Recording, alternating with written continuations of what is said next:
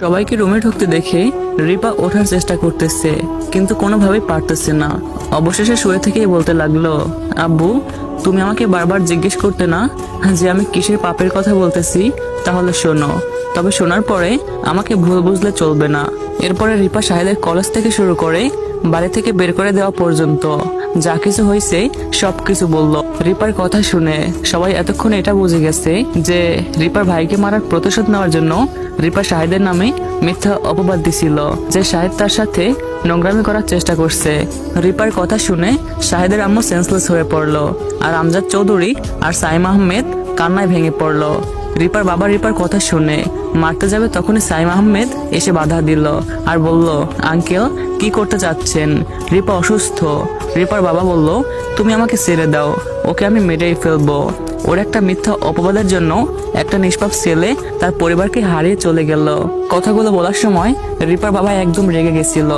আমজাদ চৌধুরী বলল, বন্ধু শান্ত হ, বাচ্চা মানুষ ভুল করতেই পারে। আচ্ছা দোস্ত তুই থাক, আমরা বাসায় গেলাম। রিপার বাবা হাত জোর করে বলতেছিল, বন্ধু তুই আমাকে ক্ষমা করে দিস। আমজাদ চৌধুরী বলল, দেখ দোস্ত এসব ভুলে যা, আমি তোকে ক্ষমা করে দিচ্ছি, যা হওয়ার তা হয়ে গেছে, এখন এসব চিন্তা করে লাভ নেই। তুই থাক, আমরা বাসায় গেলাম, রাতে আসবো। রিপার বাবা বলল, আচ্ছা ভালোভাবে যাস। এরপরে শাহেদের পরিবারের সবাই বাসা আসছে।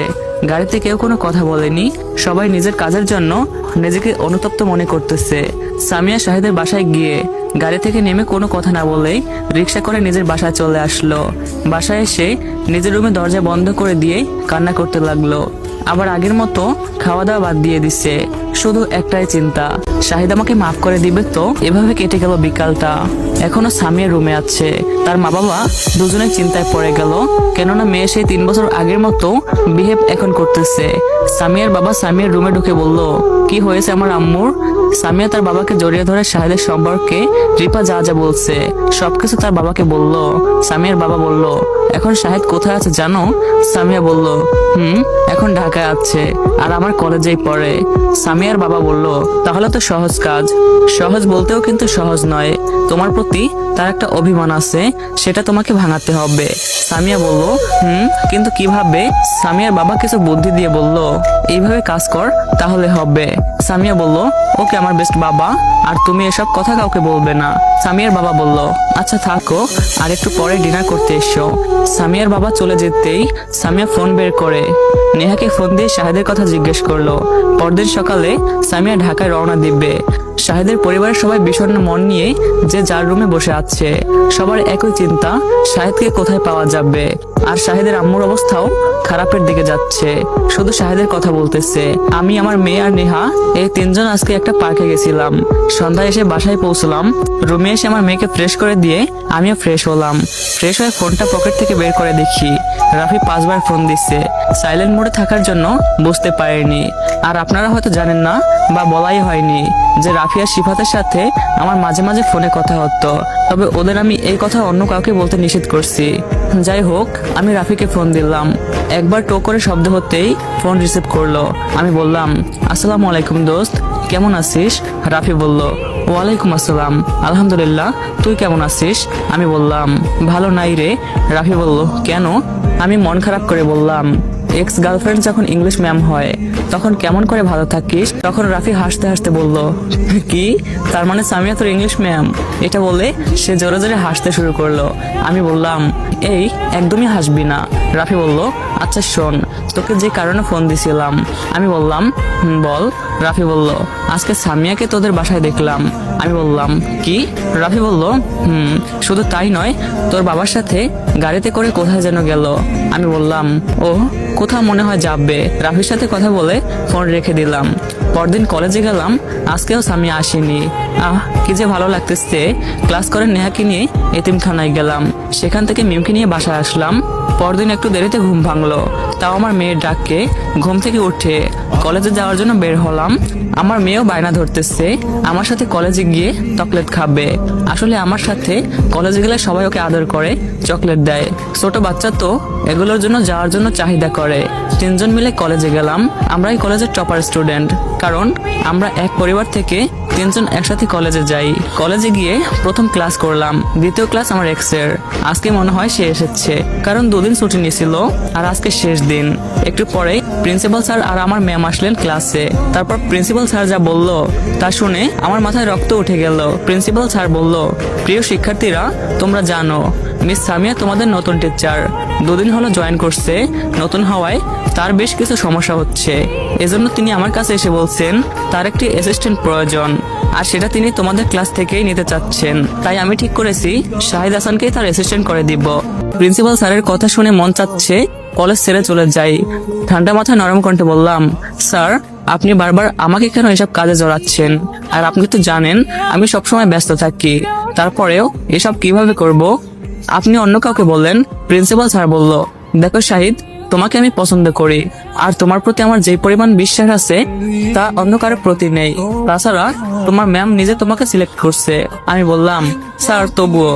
আমাকে আর বলতে না দিয়ে প্রিন্সিপাল স্যার বললেন, আর কোনো কথা নয়, আজ থেকে তুমি মিস সামিয়ার অ্যাসিস্ট্যান্ট, তুমি তার কাছে তাকে সহযোগিতা করবে। এই কথা বলে প্রিন্সিপাল স্যার ক্লাস থেকে বের হয়ে গেলেন। আমি আমার সিটে বসে ভাবতে লাগলাম, যার থেকে দূরে থাকার জন্য আজ এত দূর, আজ তারই আবার অ্যাসিস্ট্যান্ট। সামিয়ার দিকে তাকিয়ে দেখি সে মুচকি হাসতেছে, তার মানে এটা তার টোপ ছিল। হা হা, সামিয়া তুমি যতই টোপ ব্যবহার করো না কেন, এই মাছ তোমার সিপে ধরা দিবে না। আমি এটা মনে মনে বলতেছি। যাকগে, ক্লাস নিতে লাগলো, আমিও পড়ায় মনোনিবেশ করলাম। হঠাৎ সাকিব আমার পিছনে বসে থেকে আমার পিঠে গোতাচ্ছে আর বলতেছে, ট্রিট কখন দিবি? আমি অবাক হয়ে বললাম, কিসের ট্রিট দিব? রিয়াদ বলল, বোঝো না, তুমি কচি খোকা তাই না? সুন্দরী ম্যাডামের অ্যাসিস্ট্যান্ট হচ্ছ, তাহলে তো আমাদের ট্রিট দিতেই হবে। আমি রাগ করে বললাম, আমি দিতে পারবো না। সাকিব একটু জোরে বলল, পারবি না মানে? সাকিব একটু জোরে বলতেই ম্যাম সাকিবের কথা শুনে ফেলেছে। টেবিলের উপর বই রেখে আমাদের কাছে এসে বলল, এই কি হয়েছে এখানে? এত কথা হচ্ছে কেন? রিয়াদ ভয়ে ভয়ে বলল, কিছু না ম্যাম। ম্যাম বলল, কিছু না মানে? কি বলতেছিল বলো? রিয়াদ বলল, আসলে ম্যাম, শাহিদ তো আপনার অ্যাসিস্ট্যান্ট হয়েছে, তাই ওর থেকে ট্রিট চাচ্ছিলাম, কিন্তু সে দিতে চাচ্ছে না। রিয়াদ এগুলো মন খারাপ করে বলতেছিল। তো গাইস, সামিয়া মুস্কি হেসে বলল, ও আমার ইউটিউবে অলরেডি তাহলে আপলোড তোমরা হয়ে ক্যান্টিনে গেছে, এসো, তোমরা আমি এখন তোমাদের যাও, ট্রিট দিব। এনজয় করো, সামিয়ার কথা আর শুনে সাবস্ক্রাইব করো। ওরা সব ক্লাসের সবাই কিছুটা অবাক হয়ে পড়লো। শাহিদের বদলে ম্যাম ট্রিট দিবে কেউ ভাবতেই পারতেছে না। যাই হোক, কোন রকম ক্লাসটা শেষ হয়ে গেল। সামিয়া রুম থেকে বের হয়ে যাওয়ার সময় আমার কাছে এসে বলল, এই যে মিস্টার শাহিদ হাসান, ছুটির সময় আমার অফিস রুমে আসবে। আমি আর কিছু বললাম না, কারণ ওর সাথে কথা বলার ইচ্ছে আমার নেই। কলেজ শেষ করে আমি আমার মেয়েকে চকলেট দিতে গেলাম। আমার মেয়ে ওর আন্টির কাছে ছিল। চকলেট দিয়ে এসে দেখি আমার বন্ধুরা একজনও আগের জায়গায় নেই। আমি বসে থেকে ফোন টিপাটিপি করতেছি। 10 মিনিট হওয়ার পরেও ওদের আসার কোনো নামগন্ধ নেই। একটু পরে ওরা 3 জনে আসলো। আমি বললাম, কিরে তোরা কোথায় গেছিলিস? ইকবাল ঢেকুর তুলতে তুলতে বলল, ভাবি ট্রিট দিতে চাইছিল, সেটা খাইতে গেছিলাম। ইকবালের কথা শুনে চমকে উঠলাম। ভাবি মানে জেনে গেছে নাকি ওরা? সামিয়া কি ওদের সবকিছু বলে দিচ্ছে? এদেরকে আগে জিজ্ঞাসা করি। আমি বললাম, ভাবি মানে কার কথা বলতেছিস? রিয়াদ বলল, আরে ভাই, ম্যাম যদি তোকে ভালোবাসে আর বিয়ে করে তাহলে তো আমাদের ভাবিই হবে। আমি বললাম, ওহ তাই বল। মনে মনে ভাবতেছিলাম, বাসলাম, নইলে ওরা যদি জানে তাহলে আমাকে পেঁচাবে। আমি বললাম, ম্যাম আমাকে ভালোবাসতে যাবে কেন? আর কোনোদিন ভাবি বলবি না। আমি রেগে কথাগুলো বলতেছিলাম। ইকবাল বলল, আরে শালা, ভালো না বাসলে তোর জন্য সে অন্য কাউকে খাওয়াতো, আবার সেটা অ্যাসিস্ট্যান্টের ট্রিট হিসাবে। ইকবাল কথাগুলো বলতেছিল আর হাসতেছিল। আমি মনে মনে ভাবলাম, ইকবালও তো ঠিক বলছে, তাহলে সামি আমাকে ভালোবাসে কি? না না, কোনো মতেই আমি গলে যাব না। সাকিব বলল, কি রে, কি ভাবতেছিস? আমি বললাম, কিছু না। ইকবাল বলল, দোস্ত তোকে ভাববি। ও সরি, ম্যাম যেতে বলছে যে। আমি বললাম, তোরা বাসায় যা। আমি গেলাম ম্যামের রুমে। অনিচ্ছা থাকা সত্ত্বেও গেলাম। দরজার কাছে গিয়ে বললাম, মে আই কামিং? সামিয়া বলল, এসো। আর আমার রুমে আসতে তোমার অনুমতি লাগবে না, বুঝেছো? আমি হাসতে হাসতে বললাম, চরিত্রহীন ছেলে আমি, আমার তো অনুমতি নিতেই হবে। শাহেদের কথাটা যেন সামিয়ার বুকে বাঁধলো, তবুও নীরবে সহ্য করলো, কারণ এর থেকে বেশি কষ্ট শাহেদকে সে দিচ্ছে। আমি বললাম, বাই দ্য ওয়ে ম্যাম, আমাকে কি কাজ করতে হবে বলুন? সামিয়া বলল, তোমাকে কোনো কাজ করতে হবে না, তুমি চেয়ারে বসো। আমি বললাম, না না ম্যাম, আমি চরিত্রহীন ছেলে, আপনার সাথে বসে থেকে আমি আপনার কি ক্ষতি করি না করি তা বলা যাবে না। সামিয়া অশ্রু ভেজা নয়নে আমার দিকে তাকিয়ে থেকে বলল, প্লিজ শাহিদ, আমাকে ক্ষমা করে দাও। আমি বললাম, সি ম্যাম, আপনি কেন আমার কাছে ক্ষমা চাচ্ছেন? সবাইকে আমি ক্ষমা করে দিয়েছি। সামিয়া বলল, তাহলে আমার শাহ? হঠাৎ আমার মেয়ে সামিয়ার রুমে ঢুকে দৌড়ে সামিয়ার কাছে গিয়ে বলল, মামুনি তুমি করতে তো। আমার মেয়ের কথা শুনে আমি তো আকাশ থেকে পড়লাম। বলে কি এই বাচ্চা মেয়ে? এতক্ষণে মিমকি আমাকে লক্ষ্য করেনি। সামিয়ার কোলে উঠে বসে সামনে তাকাতেই আমাকে দেখতে পেয়ে সামিয়ার কোল থেকে নেমে আমার কাছে আসলো। আমি মিমকে কোলে তুলে নিতেই মিম হাত দিয়ে দেখিয়ে বলতেছিল, দানো বাবাই, আমার মামুনি আমালে এতগুলো চকলেট দিয়েতে। আমার মেয়ের কথা শুনে কিছুটা খুশি হলাম সামিয়ার প্রতি, আর বেশি রেগে গেলাম আমার নেহার প্রতি। কেন সে আমার মেয়েকে অপরিচিত ব্যক্তির কাছে পাঠিয়েছে? যদিও সামিয়া অপরিচিত নয়, তবুও আমি আমার মেয়েকে ধমক দিয়ে বললাম, কে বলছে ইনি তোমার মামুনি? মিম বলল, আন্নি বলেছে।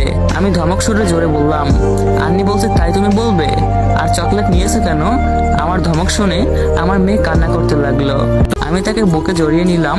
সামিয়া বলল, প্লিজ মিমকে কিছু বলো না, সে তো ছোট বাচ্চা, যা বলার আমাকে বলো। আমি আর কিছু না বললে মিমকে নিয়ে সামিয়ার রুম থেকে বের হয়ে নেহার কাছে গেলাম। নেহার কাছে গিয়ে রেগে ওকে জিজ্ঞেস করলাম, নেহা, তুই মিমকে কি বলছিস? নেহা ভয়ে ভয়ে বলল, কি ভাইয়া, আমি তো কিছু বলিনি। আমি প্রচন্ড রেগে গিয়ে বললাম, কিছু বলিসনি? তাহলে ইংলিশ ম্যামকে মামুনি বলে ডাকলো কেন? আমার এমন আচরণ নেহা কোনোদিনও দেখেনি, যার ফলে আজকে নেহার চোখের কোণে পানি এসে গেছে। নেহা বলল, আসলে ভাইয়া, আমি আর কিছু বলতে না দিয়ে চোখের পানি মুছে দিয়ে কপালে একটা চুমু দিয়ে ওদের দুজনকে নিয়ে ক্যান্টিনে আসলাম। কি করব, বর্তমানে ওরাই দুজন আমার পৃথিবী। ওদের চোখের পানি আমি একদমই সহ্য করতে পারি না, ওদের চোখের পানি আমার একদমই সহ্য হয় না। যাই হোক, ক্যান্টিনে কিছু খাওয়ার পরে ওদেরকে নিয়ে বাসায় আসলাম। বাসায় এসে গোসল করে নামাজ পড়লাম। তিনজন একসাথে লাঞ্চ করতে বসলাম। বসতেই অফিসের এমডি ফোন দিল। আমি রিসিভ করতে এমডি সাহেব বলল, আসসালামু আলাইকুম স্যার, আজকে একটু আপনাকে অফিসে আসতে হতো। আমি বললাম, ওয়ালাইকুম আসসালাম, কেন কিছু হয়েছে নাকি? এমডি বলল, একটু সমস্যা হয়েছে, আপনি আসলে ভালো হতো। আমি বললাম, ঠিক আছে, কয়টায় যাব? এমডি বলল, বিকাল 4টায়। আমি বললাম, ঠিক আছে। এমডি বলল, ওকে স্যার, আসসালামু আলাইকুম। আমি বললাম, ওয়ালাইকুম আসসালাম। ফোন রাখতেই আমার মেয়ে বলল, বাবাই, কাল যাতে তথা বললে আমার মামুনির সাথে। হায় হায়, আমার মেয়ে তো আমাকে পাগল বানিয়ে দিবে। অফিসের এমডির সাথে কথা বললাম, আর তিনি বলতেছেন তার মামুনির কথা। আল্লাহ, আমার মেয়ের মাথায় মামুনির ভূত ঢুকলো কোথা থেকে? আমি বললাম, না আম্মু, অফিসের এমডির সঙ্গে। মিম মন খারাপ করে বলল, ও। নেহা বলল, আচ্ছা আম্মু, তোমার কি মামুনি লাগবে? সো গাইস, বুঝতেছো এর পরবর্তী পার্টগুলো কতটা ইন্টারেস্টিং হতে যাচ্ছে। সো কেউ মিস করবো না কিন্তু, হ্যাঁ। আর তোমাদের কাছে একটা রিকোয়েস্ট, তোমরা তো কত মানুষকে সাপোর্ট করো, কিন্তু তোমাদের ভাইটাকে একটু সাপোর্ট করো না। তোমাদের কাছে অনেক অনেক বেশি রিকোয়েস্ট থাকবে, তোমরা বেশি বেশি সাবস্ক্রাইব করে 20,000 সাবস্ক্রাইবার কমপ্লিট করে দাও। আর যারা আমার কাছে গল্প পাঠাতে চাও, তোমরা ফেসবুক পেজে চলে যাও। পেজের নাম হচ্ছে ভিশনারি সাজিদ। কমেন্ট বক্সে লিংক দেওয়া থাকবে, তোমরা ওখানে গল্প পাঠাতে পারো, আমি সবার গল্প শেয়ার করে দিব। আর guys, please please please subscribe করে দাও। আল্লাহ হাফেজ।